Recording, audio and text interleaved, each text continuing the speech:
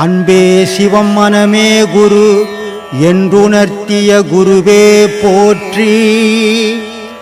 எனக்குள் இறைவனை உணர வைத்த குருவே போற்றி. சந்தோஷ் சாமி. சாமி, புல்லை விரும்பாத மாடுகள் இருக்கலாம், புகழை விரும்பாத மனிதர்கள் இருக்க முடியாது. தாலாட்டில் ஆரம்பித்து நீராட்டில் முடியும் பிறவியது இடையில் வாழ்வதெல்லாம் பாராட்டினால்தான். அதே மாதிரி சாமி, தோன்றின் புகழோடு தோன்றுகன்னு வள்ளுவர் சொன்னார் சாமி. இது எந்த அளவுக்கு எங்கே இது பயன்படும் சாமி? எங்கேயும் பயன்படாது சாமி. கொஞ்சம் வள்ளுவர் வேலை இல்லாத சொல்லிட்டு போட்டாரு. தோன்றும் போது புகழாக ஒரு குழந்தை தோன்றுச்சு, இது முதலமைச்சராக போகுதுன்னு சொல்ல முடியுமா உன்னால? அப்புறம் எப்படி சொன்னார் அவர்?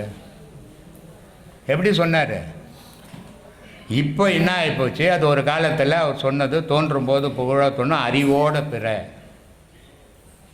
உன் அறிவு உன்னோட மட்டும் இருக்கக்கூடாது, இந்த உலகத்துக்கும் பயன் தரணும் அப்படின்றதுக்காக நீ பிறந்தீன்னா அந்த உலகத்தில் புகழோட தோன்று அப்படின்னு அவர் சொல்லிட்டு போயிட்டார்.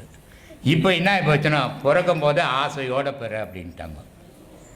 அதனால் ஆபத்துகள் உண்டாகினுக்குது. அதனால் ஒவ்வொரு காலத்தில் ஒவ்வொரு ஜென்ரேஷன் மாறும். அந்த மாறுபடும் போது சில பழமொழிகள் அடிபட்டு போயிடும். பகவத்கீதையில் சொல்கிறாரு, எது நடக்கணுமோ அது நன்றாக நடந்தது, எது நடக்கிறதோ அது நன்றாக நடக்கிறது, எது நடக்க வேணுமோ அது நன்றாக நடக்கும். இது போய் ஒரு வீட்டில் போய் எது நடக்கணுமோ நன்றாக நடந்ததுன்னா என்ன ஆகும்? நம்மளை பக்கத்தில் படுக்க வைப்பாங்க. சொல்லக்கூடாது. பகவத்கீதையில் கண்ணனே சொன்னதாச்சா, அப்புறம் நான் சொன்னேன் என்ன சொல்ல முடியுமா? சொல்ல முடியாது. சொன்னேன்னா உன்னை பக்கத்தில் படுக்க வச்சுருவாங்க. அதனால் எல்லா மகான்களுடைய வார்த்தையும் எல்லா இடத்துக்கும் பயன்படுத்த முடியாது. சில இடத்துல சில வார்த்தைகள் பயன் தரும், சில வார்த்தைகள் ஆபத்தை உண்டாக்கிடும். அதுக்கு தான் சொன்னோம், இடம் பொருள் ஏவலன்னா எங்கே இருக்கிறியோ அங்கே அதுக்கு ஏற்ற மாதிரி போகும். அப்படி போவது இல்லைன்னா விபரீதங்களை நீ சந்திக்க வேண்டியது வரும் அப்படின்னு. அதனால் எல்லா இடத்துலையும் ஒரே மாதிரி வாழ முடியாது. அதுக்கு தான் வள்ளுவன் சொன்னான், பழத்தலும் அழித்தலும் வேண்டாம், உலகம் பழித்ததை அழித்து விடலாம். நான் இப்படி தான் இருப்பேன்னு போனீங்கன்னா கொட்டுவாங்க கூப்பிட்டு. 10 பேர் எப்படிங்கிறான்னு அப்படி வாழ்ந்துட்டு போ, அப்போ தான் உலகத்தோடு வாழ முடியும். நீ மகான் இல்லை தனித்து வாழறதுக்கு மனுஷன் அப்படின்னார் வள்ளுவர். அதனால் எந்த இடத்துல இருக்கிறோமோ அந்த இடத்துக்கு ஏற்ற மாதிரி வாழ கற்றுக்கணும். இப்போ இலங்கை அகதிகள் இலங்கையில் ரொம்ப சுபிட்சமாக இருந்தாங்க. இப்போ இன்னைக்கு புலம்பெயர்ந்து எல்லா நாடுகள்லையும் இருக்கிறாங்க. இலங்கை அகதிகள் இல்லாத நாடு இன்றைக்கி உலகத்தில் இல்லை. ஆனால் இலங்கை அகதிகள் இல்லாத நாட்டில் இலங்கை அகதிகள் இல்லாத நாடே இல்லை. எல்லா நாட்டிலையும் அவங்க, ஆனால் அவங்களுக்குன்னு ஒரு நாடு இல்லை. ஆனால் இலங்கையில் வாழ்ந்த மாதிரியே மற்ற நாட்டில் போய் வாழ முடியுமா? அந்தந்த நாட்டுக்கு ஏற்ற மாதிரி வாழணும், அப்போ தான் அங்கே வாழ முடியும் அவங்க. அப்போ இங்கே வள்ளுவர் சொன்ன மாதிரி வாழறாங்க அங்கே. இல்லைங்க நான் தமிழ்நாட்டில் இப்படி தாங்க வாழ்ந்தேன், அங்கே போய்ட்டு கவிதை எல்லாம் படித்தோம்னா தீச்சிடுவோங்க. அதனால் எந்த இடத்துல இருக்கிறோமோ அந்த இடத்துக்கு ஏற்ற மாதிரி பேசணும், அந்த இடத்துக்கு ஏற்ற மாதிரி நடந்துக்கும். அதுதான் பக்குவம்ன்றது. பாவாத்மா இருக்கா சாமி? பாவம் செஞ்ச ஆத்மா, அதுதான் பாவாத்மா நரகத்துக்கு போகுது. அதனுடைய செயலை நரகத்தை நோக்கி தானே செய்யுது. எப்போ இன்னொரு உயிரை கொல்லுதோ அதுக்கு இரக்கம் இல்லாத அது பாவக்கொழியில் உழைப்பதுன்னு அர்த்தம். அதனால தான் சொன்னான், எல்லா உயிரும் உயிர் மாதிரி நினைக்க கற்றுக்கிடா, அதாண்டா தெய்வ வழிபாடுன்னா. அதனால் சொன்னான், மண்ணுயிரை கொன்று தின்று உழலாமல் தன்னுயிர் போல் நினைத்து தவம் முடிப்பது எக்காலம். எல்லா உயிரும் என் உயிர் மாதிரின்ற நினைவு உனக்கு எப்போ வருதோ அப்போ தாண்டா நீ முழு மனுஷன். அது இல்லாத வாய் சுவை கோசம் கண்டதை வெட்டி துண்ணுக்கு நின்றீங்கன்னா நீ முழு மனுஷனை ஒரு பாதி மிருகண்டா நீ அப்படின்னு. மகாத்மா சாமின்னா, மகாத்மானா உலகத்துக்கு துட்டுக்கிட்ட இல்லைன்னா கூட 4 பேருக்கு முடிஞ்ச தொண்டு செய்கிறவர் மகாத்மா. காந்தி இருந்தார்ல, அதுதான் சாமி உங்கள் வாயால் எதிர்பார்த்து. அதனால் அவருக்கு மகாத்மான்னு பேர். அதுதான் சந்தோஷம். ஏன் ரொம்ப சந்தோஷம். வள்ளுவர் ஒரே ஒரு வார்த்தை, நீரின்லாம் அமையாத உலகுன்ட்டார். உலகத்தில் பூமி இருக்கட்டும், சூரியன் இருக்கட்டும், சந்திரன் இருக்கட்டும், எது ஒன்றாலும் கிட்ட தண்ணின்னு ஒன்று இல்லைன்னா உயிரினம்னு ஒன்று இல்லைடான்ட்டார். அப்போ எல்லாத்துக்கும் பேஸ் நீர், அது மாதிரி எல்லாத்துக்கும் பேஸ் அன்பு. அந்த அன்பு இல்லாத இடத்துல அரசியல் இருந்ததுன்னா அது நல்லா இருக்காது, கெட்டு போயிடும். அது இருக்கக்கூடாது. எல்லா தலைவர்களும் எல்லா மக்களையும் ஒன்று சேர்க்க முயற்சி பண்ணணும், பிரிக்க முயற்சி பண்ணக்கூடாது, பிரிவினையை உண்டாக்கக்கூடாது. அவன் ஏற்கனவே பிரிஞ்சு நாளாசியில் வாய்ப்பு வைக்கிறான். அந்த பிரிவினையை நம்ம ஜென்ரேஷன்லையாவது ஒன்று சேர்க்க முயற்சிகள் பண்ணணும். பழங்கால கதைகளை சொல்லி அவனை ஏற்றி விடக்கூடாது. இன்றைய உலகத்துக்கு எப்படி வாழணும், எப்படி இருக்கணும், அதை சொல்லி நல்வழிப்படுத்துங்க. அதுதான் அரசியல். ஞான தந்தைக்கு ஆத்ம வணக்கம். ஆத்மா வணக்கம்மா.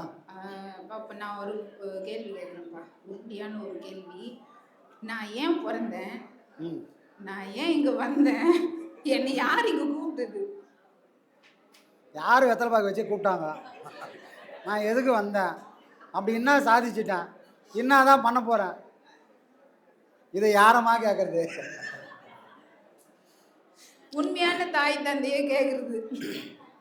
பாடம் பண்ணும்போது நமக்கு இப்படி ஒரு கேள்வி வரணும், நான் எதுக்காக பிறந்தேன், அப்படி என்னத்தை நான் பெருசாக சாதிச்சிட போகிறேன், எதுக்கு பிறந்தேன், எதுக்கு வாடுறேன், எதுக்கு என் வாழ்க்கை முடிய போகுது அப்படின்னு பாடம் பண்ணுறதுக்கு முன்னாடி இந்த கேள்விகள் எல்லாம் குருநாதர் முன்னாடி வச்சிடணும். அப்போ விடை எப்போ தெரியும்? பாடத்தில் அனுபவங்கள் வந்தால் நான் பிறந்தது ஏதோ சும்மா சாவறதுக்காக பிறக்கல, மரணத்தையே ஜெயிக்கணும்னு மரணத்தோடு விளையாடக்கூடிய இந்த பிறவியை கொடுத்துட்டான். இதுக்கு மரண விளையாட்டு. இதை முடிக்கலைன்னா எனக்கு முடிவானது மரணம், ஆனால் முடிச்சிட்டேன்னா சாவியே ஜெயிச்சவன் ஆகிடுவேன். அதுக்கு பேர் ஞானம். நான் ஏதோ யாருக்கும் கிடைக்காத பிறவி எனக்கு கொடுத்துட்டான்னா சாதாரணமாக கிடைக்கல. நான் இங்கே பிறக்கிறேன்னா கூட கோடிக்கணக்கான பேரை கொண்டுட்டு வந்து உக்காந்துக்கிறேன். இல்லைன்னா நான் பிறந்திருக்க மாட்டேன், வேறு யாரோ ஒருத்தர் வந்து பிறந்திருப்பாங்க. அப்பாவோட அந்த ஒரு துளி விந்தில் கோடிக்கணக்கான பேர் உக்காந்துக்கிறான். நான் ஒருத்தன் இவ்வளோ பேரையும் தாக்கு பூச்சி தப்பிச்சு போய் பிறந்தேன். எதுக்காக பிறந்தேன்? சாகிறதுக்காக பிறக்கல. இந்த வாழ்க்கையே உண்மைன்னு சாகிறதுக்காக நான் பிறக்கல. இந்த வாழ்க்கையை நான் உணர்ந்து, ஞானம் நான் உணர்ந்து, பிறந்ததெல்லாம் சாவறது தான் உண்மைன்ற அந்த பொய்யை, அந்த மெய்யை உடைக்கிறதுக்காக நான் பிறந்திருக்கிறேன். பிறந்ததெல்லாம் செத்து தான் போகும், ஆனால் என்னால் சாகாமல் இருக்க முடியும் ஞானத்தை அடைஞ்சா. அதுக்காக தான் நான் பிறந்திருக்கிறேன். அப்போ நீங்கள் எதுக்காக பிறந்துக்கிறீங்க? சாகாமல் இருக்கிறதுக்கு தான் பிறந்தீங்க. செத்துட்டா இந்த வாழ்க்கைக்கு அர்த்தமே இல்லை. கோடிக்கணக்கான உயிர் சாகுற மாதிரி நானும் செத்து போயிட்டா நான் பிறந்ததுக்கு அர்த்தம் இல்லை. அர்த்தம் எப்போ வரும்? நான் எனக்காக மட்டும் வாழ்ந்த அந்த வாழ்க்கைக்கு அர்த்தம் இல்லை. நான் வேண்டும் போது அப்பா எனக்காக நான் வேண்டல, இந்த உலகம் ஃபுல்லாக நல்லா இருக்கணும், எந்த உயிர் வேண்டுதோ அந்த உயிரெல்லாம் இறைவனோட உயிர். வேண்டுதலை இப்படி தான் வைக்கணும். சுயநலமாக வேண்டுனா அதில் பாவம் தான் வரும். எப்போ நமக்குள்ள பொதுநலமாக அடுத்த உயிருக்காக என் வாழ்க்கையை அர்ப்பணிப்பேன், என்னால் முடிஞ்ச எல்லா உதவிகளும் அடுத்த உயிருக்கு செய்வேன்னு சொன்னால் அந்த வாழ்க்கையில் தான் அர்த்தம் உண்டு. இதை செய்யாமல் போனால் இந்த கேள்விக்கு ஒரு முடிவே கிடையாது. அப்போ நம்ம ஏன் பிறந்தோம்? எனக்குள்ள இறைவன் இருக்கிறான். அந்த இறைவனை இந்த உயிர் போகிறதுக்கு முன்னாடி கண்டுபிடிக்கிறதுக்காக தான் பிறந்தேன், சாகிறதுக்காக பிறக்கல. புரியுதுங்களா? சும்மா பிறக்கல, சும்மா நம்மளை இறைவன் படைக்கல. உங்கள் அம்மா பேர் என்ன? சிவகாமி. சிவகாமிக்கு பிள்ளையா பிறக்கிறதுக்கு உன்னை பெற்றுக்கல, சிவனுக்கு பிள்ளையா மாற்றதுக்காக தான் நீ உன்னை படைச்சான். தர்மலிங்கம். அவன் நேரடியாக பெற்று போட முடியாது, அதுக்கு தான் ஒரு கருவியாக அம்மா படைச்சான், அப்பனை படைச்சிட்டான். புரியுதுங்களா? ஆனால் நம்ம யாரோட பிள்ளை? சிவனுடைய பிள்ளை. நாம் தப்பி போனால் யார் வந்து வழி நடத்துவா? அந்த சிவன் இந்த மாதிரி குரு வடிவம் எடுத்து நம்மளை காப்பாற்றி கரை சேர்த்துவார். நம்ம ஒரு ஆட்டு மந்த மாதிரி, மாட்டு மந்த மாதிரி வழக்கமாக போயின்னு வந்துருக்கிற வழியில் போனால் அடி உதெல்லாம் வராது. வழக்கமாக போயின்னுக்கிற வழியில் பச்சை பசேன்னு இல்லை, தோட்டத்தில் பச்சை பசேன்னு இருக்குது. நம்ம விதி அவங்க தான் வேலை செய்யும். ஒழுங்காக போயின்னு வந்தால் அந்த மாடு உதவாங்காது. இந்த மாடு என்ன பண்ண எனக்கு ஒரு நாள் தோட்டத்தில் போகிறோம். அப்போ தோட்டத்துக்காரன் சும்மா இருப்பானா? கல் எடுப்பானா, கட்டையத்து பொழப்பான், காலு கையெல்லாம் உடைப்பான். அதை போல் நம்ம வாழ்க்கையில் எப்போல்லாம் தப்பி தவறி தடுமாறி போகிறோமோ அப்போ சிவன் பார்ப்பான், இந்த புள்ள தப்பி தடுமாறி போகுதுடா, அது உதப்பட போகுது, நான் ஒரு குருவை அனுப்புகிறேன் அப்படின்னு அனுப்பி வச்சு தப்பி போகிற உயிர்களெல்லாம் கரை சேர்க்கறதுக்கு ஒரு குரு வந்து உட்காருவாங்க. சரி, புரியுதுங்களா? அப்புறம் வந்து என் வாழ்க்கை முடிவு என் கையில், அப்பா அம்மா கையில், இறைவன் கையில். எல்லாரோடைய முடிவும் இறைவனோட கையில் இருக்குது. நீ எவ்வளோ நாள் வாழணும், அதில் எதெல்லாம் அனுபவிக்கணும் அப்படின்னு கொடுக்கக்கூடியவன், காப்பாற்ற போகிறவன், கரை சேர்க்க போகிறவன் எல்லாமே இங்கு இறைவன். அவன் போட்ட நாடகம் மட்டும்தான் இங்கே நடக்குது. ஆனால் இந்த நாடகத்தோட கதை, திரைக்கதை, வசனம் எல்லாம் அவனதுனால அவனுக்கு தெரியும், நடிக்கக்கூடிய எனக்கு தெரியாது. இந்த உண்மை எனக்கு புரிஞ்சுதுன்னா நான் யாருக்காக பிறந்தேன், எதுக்காக பிறந்தேன்னா இறைவனோட நாடகத்தில் ஒரு நடிக்கக்கூடிய ஒரு பாத்திரம் தான் இவனோட வேலை. சிறப்பாக நடிச்சுட்டு ஓய்வு கிடச்சிடும். நானாக அந்த கேரக்டர் உருவாக்கினா தான் படணும், பாவம் வரும், புண்ணியம் வரும், எல்லாம் வந்துடும். அவன் சொன்னால் நான் செய்கிறேன் அப்படின்னு ஒப்படைச்சிட்டா நம்மளை எதுவுமே தீண்டாது. புரியுதுங்களா? எல்லாரும் யார் செஞ்சு இங்கே வரல, இறைவனோட படைப்பினால இங்கே வந்திருக்கும். திரும்ப இறைவனை பிடிக்கிற வரைக்கும் இந்த போராட்டம் தொடரும். எத்தனை பிறவி எடுத்தாலும், இந்த பிறவி இல்லை, எத்தனை பிறவி எடுத்தாலும் அந்த போராட்டம் ஓயவே ஓயாது.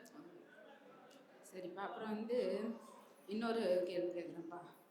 முல்லை முள்ளால் எடுப்பது அப்படின்னா அது எப்படி? முல்லை முள்ளால் எடுப்பது, இப்போ காலில் ஒரு முள் குத்திச்சுன்னா ஒரு முள்ளை உடச்சி களையக்கூடாது, அது இல்லை. முல்லை முள்ளால் எடுப்பது அப்படின்னா என்ன? அது வேற மீனிங் இல்லை. நான் பாவம் அனுபவிக்கிறேன், புண்ணியம் அனுபவிக்கிறேன். யாரால் அனுபவிக்கிறேன்? யார் செஞ்சதுனால இந்த பாவ புண்ணியம்லாம் வந்தது? யார் செஞ்சதுனால வந்தது? மனம்ன்ற ஒரு பொருள் பண்ணதுனால தானே இவ்வளோ பாவம் புண்ணியம். இந்த பிறவி எல்லாம் யாருக்காக வந்ததுன்னா இந்த பாழா போன மனம் செஞ்சதுனால வந்த வினை தானே. ஆனால் இது பண்ணது நான் இவ்வளோ அனுபவிக்கிறேன், தப்பிச்சு கரை சேர்க்கணும் யார் துணை வேணும்? அதே மனசோட துணை கொண்டு தான் நீ தப்பிச்சும் போக முடியும். செஞ்ச பாவம் முள்ளா குத்துது, குத்துன முள்ளை எடுக்கணுனாலும் அதே முள்ளு தான் வேணும். அப்போ பாவ புண்ணியம் செஞ்சதுக்கு அடிப்படையும் இந்த மனம்தான். நீ தப்பிச்சு கரை சேரனாலும் அடிப்படையாக வேணுன்றதும் இந்த மனம்தான். இந்த ஒரு பொருள் இல்லைன்னு சொன்னால் இறைவனும் இல்லை, நீயும் இல்லை, உலகமும் இல்லை. இந்த பொருள் வந்தவொடனே இறைவன் இருக்கிறான், நாடு இருக்கிறான், உலகமும் வந்தது. புரியுதுங்களா? எல்லாத்துக்கும். அப்போ முள்ளுன்றது எது? இந்த மனம்தான். அந்த மனசை கொண்டு தான் நீ உன்னையும் ஆராய்ச்சி பண்ணிக்கணும், இறைவனையும் ஆராய்ச்சி பண்ணிக்கணும். ஆனால் இது பிறந்ததுலேருந்து இந்த ரெண்டையுமே திரும்பி கூட பார்க்கல. யாரை பற்றி ஆராய்ச்சி பண்ணுது? உலகத்தையே ஆராய்ச்சி பண்ணுது. ஏன்? அது பிறந்ததுலேருந்து பார்த்தது முழுக்க இந்த உலகத்தை தான். கண்ணாடி முன்னாடி போய் நின்னால் கூட என்ன இது காட்டுதுன்னா என்ன காட்டலை, என்னோட உடம்பை தான் அது காட்டுது. அப்போ யாரை பார்த்துருந்தது? உடம்பை தான் பார்த்துருந்தது. புரியுதுங்களா? அப்போ பார்த்தது எல்லாம் பொய், பார்க்கறதுக்கு காரணமாக இருந்தது எதுவோ அதுவே மெய். அப்போ அதை கரை சேர்க்கணும், காப்பாற்றணும்னா எது பாவம் பண்ணிச்சோ அதையே புண்ணியம் பண்ணக்கூடிய தகுதிக்கு அதை கொண்டு போகணும். அப்போ இந்த முள்ளுன்னு சொன்னது எதுனா இந்த மனம்தான். புரியுதுங்களா? அந்த மனசோட துணை கொண்டு தான் என்னால் இறைவனையும் அடைய முடியும், வேற ஒரு பொருள் இல்லைம்மா. போன மாதம் ஞானக்குரல்ன்ற புக்கை நம்ம அம்மா போட்டுன்னு வந்தாங்க. அது அன்றைக்கி கொஞ்சம் தான் எடுத்துன்னு வந்தாங்க. எடுத்துன்னு வந்த எல்லா பொருளும் புக்கெல்லாம் காலி ஆகிடுச்சு. இன்றைக்கி மிச்சம் இருக்கிற எல்லா புக்கையும் கொண்டு வந்து வச்சுருக்காங்க. யாருக்கெல்லாம் தேவையோ அவங்க எல்லாம் தயவு செஞ்சு அந்த டேபிளில் போய் இந்த அவையாரோடைய இந்த ஞானக்குரல் புத்தகத்தை வாங்கி படித்து உணர்ந்து பயன்பெறணும். புரியுங்களா? அது மட்டும் இல்லை, அந்த அம்மா வந்து சிவனுடைய ஆலயத்துக்கு சுவர் எழுப்புறத பணியாக அந்த அம்மா இருக்கிறாங்க. அந்த திருப்பணிக்காக, அந்த ஒரு நல்ல செயலுக்காக டொனேஷன் புக்கு எடுத்து வச்சுக்கிறாங்க. முடிஞ்சவங்க, மனம் இருக்கிறவங்க, பணம் உள்ளவங்க இருந்தால் பண்ணணும்னு நினச்சா அவங்களுக்கு முடிஞ்ச டொனேஷனை கொடுத்தீங்கன்னா தலைமுறைக்கும் அந்த சிவ புண்ணியம் நம்ம தலைமுறைக்கும் வந்து சேரும். புரியுதுங்களா? நம்மளால் கோயில் கட்ட முடியாமல் போயிடலாம். ஒரு சுவரை கட்டுறதுக்காச்சு நம்மளுடைய ஒரு ரூபா பணமாக கூட இருக்கலாம். அது போய் சேருதுன்னா அது பெரும் பாக்கியம். இன்றைக்கி அப்படி ஒரு வாய்ப்பு உங்களுக்கு கிடச்சிருக்கு. புத்தகமும் வாங்கியிருக்கலாம். பணம் இருக்கிறவங்க முடிஞ்ச டொனேஷன் பண்ணி அந்த செயலுக்கான ஒரு நல்ல விஷயங்களை தொடங்கி வைங்க. சரிங்களா? வேணுன்றவங்க டேபிளில் இருக்கிறவங்களை கான்டாக்ட் பண்ணிக்கிட்டு இந்த புத்தகங்களை வாங்கிக்கலாம்.